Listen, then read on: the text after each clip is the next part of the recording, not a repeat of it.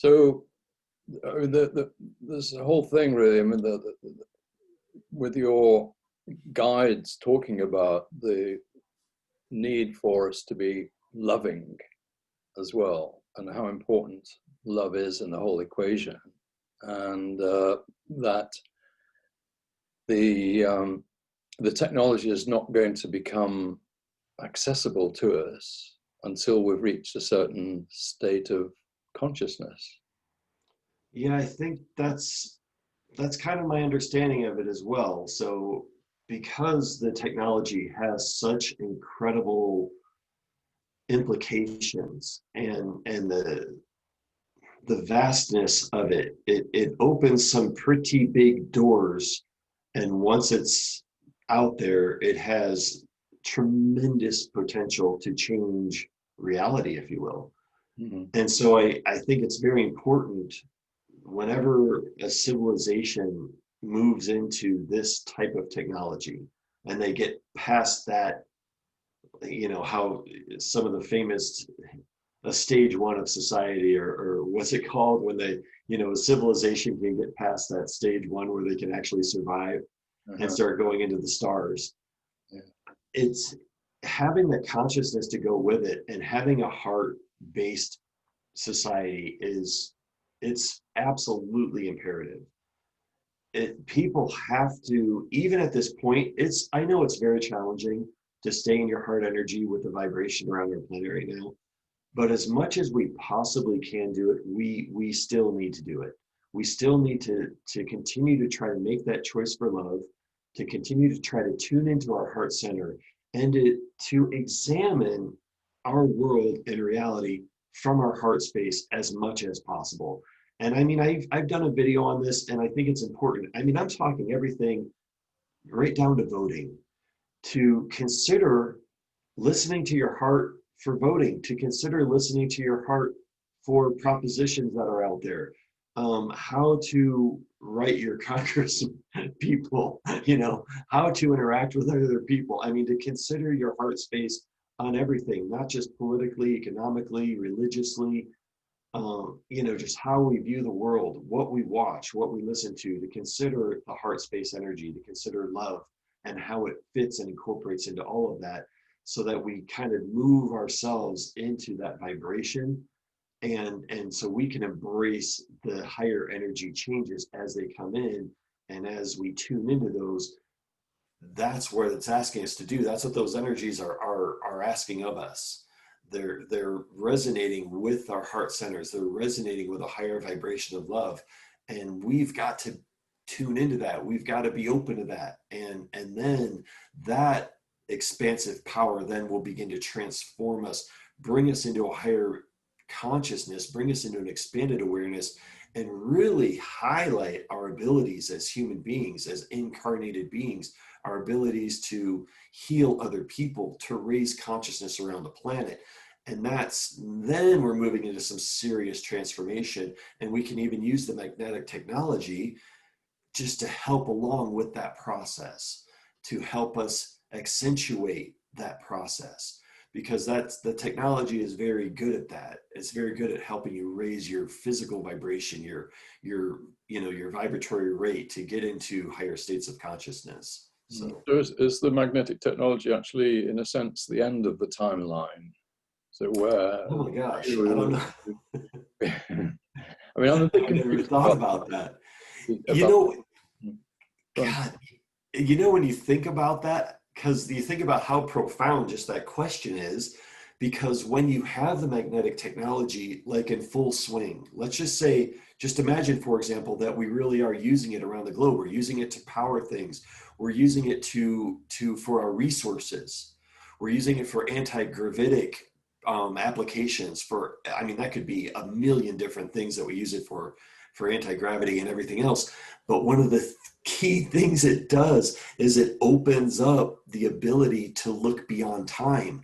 So it, in a sense, it does bring you to the point, the end, if you will, of linear time, because the technology takes you timeless. It makes you timeless, because as we document all the pulse rates that happen in this, what we call our events of our world, we can essentially, you transcend that if you wish.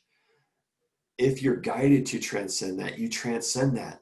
Now, but keep in mind though, and let me make this very clear, even as we gain little baby steps in enlightenment and as a human race, and we are capable of working with technology as powerful as magnetic energy technology, even as we gain those higher states of awareness, part of the power of that is we recognize the value of being incarnated and playing with a timeline. You know, like we recognize the power of the illusion. It's not an illusion any more than anything else is an illusion, but the illusion of time. but at the same time, we have the ability to transcend it as we want. So, but there's so many cool things as an incarnated being. There's a lot of really valuable experiences that we can get from sequential time and from being inside of a pulse rate that makes events sequential. That's really fun. That makes things interesting. Being part of that world is a fascinating growth experience, but the technology also allows us when we need to literally transcend that pulse rate, and so that we can view events from a higher perspective. And that allows us to essentially, this comes back to the theory of relativity, that allows us to visit other systems without losing any time. That's one of the powers of magnetic technology. You can star travel, you can galaxy travel, you can go everything. Let's set our clocks at the same clock. Go back to the classic experiment. What happens if you have two clocks and you send one off on a spaceship? Well, see, in the magnetic world, though, time stays time. There's no such thing as time. That's part of the pulse rate that we're in.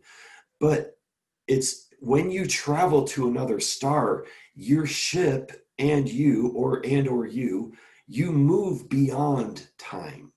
So if you're gone for a day and you've gone to Alpha Centauri or you've gone to Vega and you've visited a beach, you know, and had fun like Jodie Foster in the movie, when you come back a week later, it's literally just been a week. It hasn't been 80 years. It's been a week. And part of that is because the etheric energy and the magnetic energy on a tract move at a nearly infinite velocity. And that's part of the reason why it's so hard for scientists and for us while we're incarnated and we're in a lab and we're testing this stuff.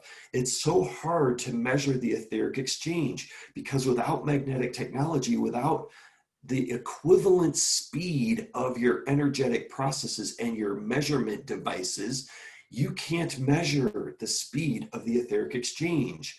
Like everything we do, all our movements, the exchange happens so fast that unless you're either moving at a nearly infinite velocity or you are tapping into the pulse rate of that particular event pulse, you can't tell that there's an exchange of energy. It's beyond our perception, if that makes sense, because it happens so fast and so flawlessly all the time. But once you move beyond all that with magnetic technology, in a sense, yes, it is like the end of the timeline, because we become free of time at that point. That's crazy. I've never even thought about it that way, but that's so profound, I think, Philip. Happy to oblige.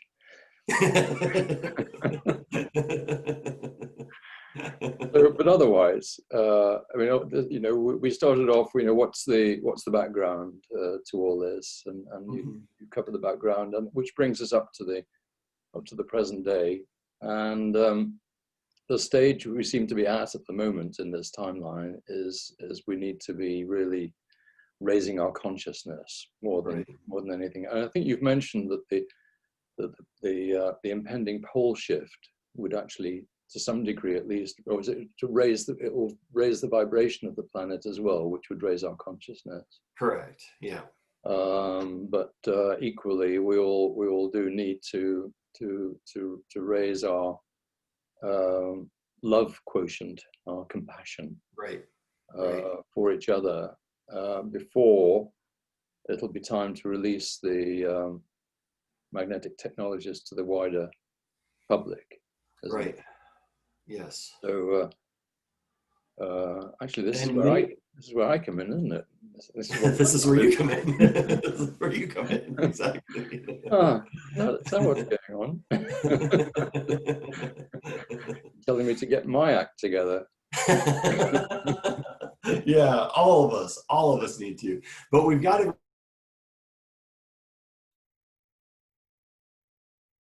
is what it is right now. Mhm. And so it takes a tremendous amount of focus and effort and letting go and releasing and continuously cleaning your energy, cleaning your aura, doing all kinds of light work, meditation on a daily basis to keep a high vibration in this current environment. And so there's no room for judgment at all here. If we fall off the horse, that's normal. That's expected. This horse is very easy to fall off of right now. So we may fall off it over and over and over, but that's okay as long as we keep coming back to it and we recognize that we can come back to a higher state of consciousness and that we can come back to tuning into our heart centers so that we're open to that new vibration of energy as it's just going to be bombarding the planet. I mean, we've seen it already. We've seen some pretty interesting, for the people that are tuned into it, we've been going through decades of shifts, little shifts all over the place. And the people that are tuned into it really feel that and recognize that. Now take that to an exponential level as those shifts start really changing. And like I've said, even in other videos, this isn't just about humans. These shifts we are genetically linked to the vibratory magnetic resonance pulse rates on this planet. We are literally genetically linked to it. And it's going to change everything. It will change animals and their behavior. The whole lion lying down, the lamb, the lion and the lamb, that whole type of thing. It will change animal behavior. It'll change the chemistry even of plants. It'll change how things respond and how we interact with our environment. And then the planet itself, the change of the resonance of the ionosphere will change. Mhm. Okay, the actual magnetic resonances of the ionosphere will be different. How energy is processed on this planet will be different. And I'm saying that specifically toward electricity. Mhm. It will be different. And that's one of the reasons why magnetic energy is going to come online, is because electricity is going to be impacted by this process.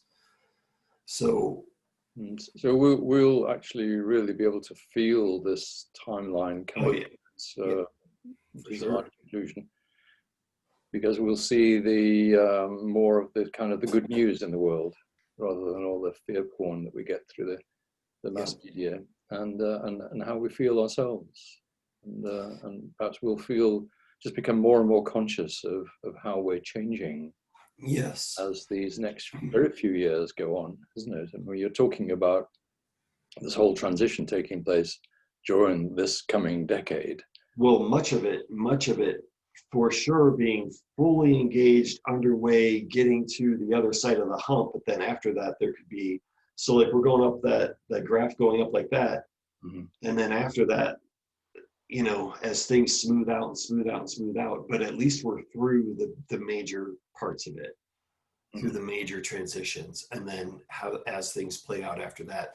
And one of the biggest things that that we were shown is that the awareness of our interconnectivity at our heart level just skyrockets. Mm-hmm. So it's that whole idea that when we hurt another, we hurt ourselves, essentially. So that feeling and that awareness becomes forefront in our consciousness. Our heart centers almost like demand more attention, partly because the amount of energy, we're all attract systems. So we're constantly attracting and converting etheric energy and then putting that energy back into the flow. constantly at an incredibly high rate, undetectable without magnetic technology. It is so high because you can't, because you'll go, well, is it terahertz? Is it gigahertz? What is it? Is it petahertz? You know, like, what is it? It's beyond the whole spectrum that we typically analyze as human beings. It's beyond the electrical spectrum. It's a nearly infinite velocity, so it's very difficult to detect that etheric exchange. But one thing it does for us is it allows us to move in this reality in super ultra high HD. It's like having a holodeck that is very difficult to crack because the response time is so good on it and everything is so crystal clear, and the flow is a constant. Magnetic energy, the etheric flow, it is a constant. That's one of the things that we were ingrained with. This energy flow is a constant. You can depend on it. You can depend on it to the point where you can have floating cities and they are 100% reliable. It's a constant, the flow, and it never wavers even a little bit. And so as we move into that energy, and our heart centers attract much more energy than we're used to right now. Like, we're just attracting a little bitty stream right now in our heart energy centers, most of us. Our heart energy centers are barely online for most people. They're just a little trickle, but it's a high vibratory trickle. But as the energy changes, it's going to become a floodgate of energy. The heart energies will be so strong and so dominant. People will live by that energy. It will guide their daily routines. It will guide their relationships. It will guide how they interact with each other. It'll be tremendous. It'll be much more powerful than anything we've seen in our recorded history. So yeah, that sounds very good. it all sounds good, and it sounds like a fairy tale at this point. But as we start to go through the transitions and we see that the change happens and the vibratory rate happens, then it'll become more real for people, and it'll sink in, and they'll say, "Oh yeah, I get it. I can feel my connection to other people. I can feel my connection to nature. I'm having a Buddha moment. I'm having an interconnectivity moment where I'm like really feeling like I'm one with everything." And more and more and more and more people will have that experience daily. And not only that, they'll feel the vibratory rate increase in their entire bodies. So they'll feel like a magnetic energy flowing through their bodies. Even in the slightest level of meditation, or sometimes it'll just be spontaneous, or it'll be like they'll feel it. There'll be a heightened vibration of energy literally flowing through their hands, their face, their bodies. They'll feel the prana of earth. They'll feel the accelerated rate of energy exchange that's happening in our planet and the vibratory increase in that. It'll be a palpable experience. So. Oh. Well, thank you, Kevin. Thank you very much. You covered the background and the middle ground and the foreground very well for us. Do appreciate all that. And next time, I'll come up with some more questions. Yeah. Oh, yeah. I'm sure we have plenty to come up with. Yeah. Definitely. All right. Thank you very much. All right. We'll talk to you soon. Okay.